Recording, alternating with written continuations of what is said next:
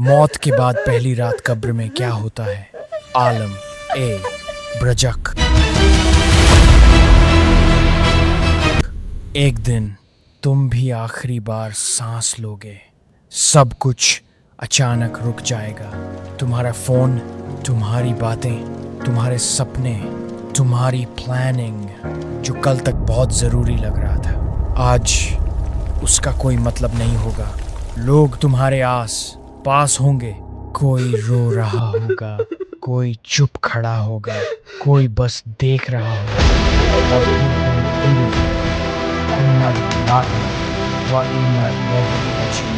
तुम्हारा नाम वो हो जाए। उन्हें उठा लो, जल्दी करो,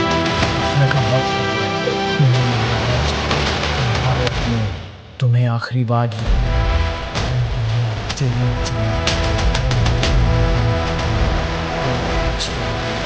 थोड़ा और वक्त मिल जाता, लेकिन अब वक्त खत्म हो चुका है। तुम्हें सफ़ेद कफन में लपेट दिया जाएगा। ना ब्रांडेड कपड़े, ना जूते, ना स्टाइल, बस सादगी और खामोशी। फिर तुम्हें उठाकर ले जाया जाएगा। लोग कंधा देंगे। रास्ते में कुछ लोग बस देखेंगे, कुछ लोग मोबाइल निकाल कर देखेंगे, कुछ को फर्क ही नहीं पड़ेगा। दुनिया ऐसे ही चलती रहेगी और फिर तुम्हें उस जगह लाया जाएगा जहां से कोई वापस नहीं आता।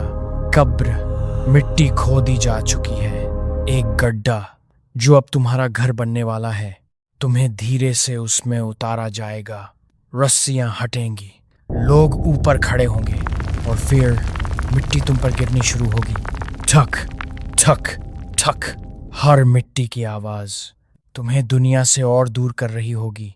और फिर सब चले जाएंगे, तुम्हारे अपने जो तुम्हारे बिना जी नहीं सकते थे, आज तुम्हें अकेला छोड़कर चले गए। अब ना कोई आवाज, ना कोई रोशनी, ना कोई इंसान, सिर्फ तुम और तुम्हारी कब्र। और यहीं से शुरू होती है तुम्हारी पहली रात, बरज़ख की पहली रात। अचानक तुम्हें महसूस होगा कब्र सिमट रही है, धीरे धीरे, इतनी कि तुम्हारी पसलियां एक दूसरे में घुसने लगेंगी। सांस लेना मुश्किल, डर जो रूह तक उतर जाए, अंधेरा इतना गहरा कि अगर तुम चीखो भी तो आवाज कहीं नहीं जाएगी। और फिर अचानक दो फरिश्ते आएंगे, मुनकर और नकीर। उनकी शक्ल, उनकी आवाज इतनी खौफनाक कि इंसान की रूह कांप जाए। वो तुम्हें बैठाएंगे और पूछेंगे, तुम्हारा रब कौन है? तुम्हारा दीन क्या है? तुम इस शख्स के बारे में क्या कहते थे? ये सवाल आसान लगते हैं, लेकिन उस वक्त जब दिल कांप रहा होगा, जब दिमाग खाली होगा, तब सिर्फ वही जवाब देगा जिसने दुनिया में सच में इन बातों को जिया होगा। अगर तुम नेक हो, तुम्हारी जुबान खुद कहेगी, मेरा रब अल्लाह है, मेरा दीन इस्लाम है, वो अल्लाह के रसूल हैं। और जैसे ही तुम जवाब दोगे, कब्र बदल जाएगी, अंधेरा रोशनी में बदल जाएगा, ठंडी हवा आएगी, खुशबू फैलेगी। तुम्हारी कब्र जहां तुम दबे थे अब एक खुला बाग बन जाएगी, जन्नत का एक टुकड़ा।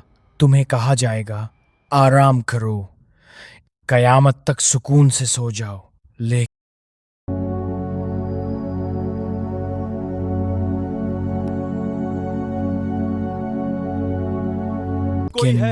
अगर तुम जवाब नहीं दे पाए, मुझे बचाओ। अगर तुम्हारी जिंदगी गफलत में गुजरी, तो तुम्हारी जुबान रुक जाएगी। तुम कहोगे, मुझे नहीं पता, और फिर सब कुछ बदल जाएगा।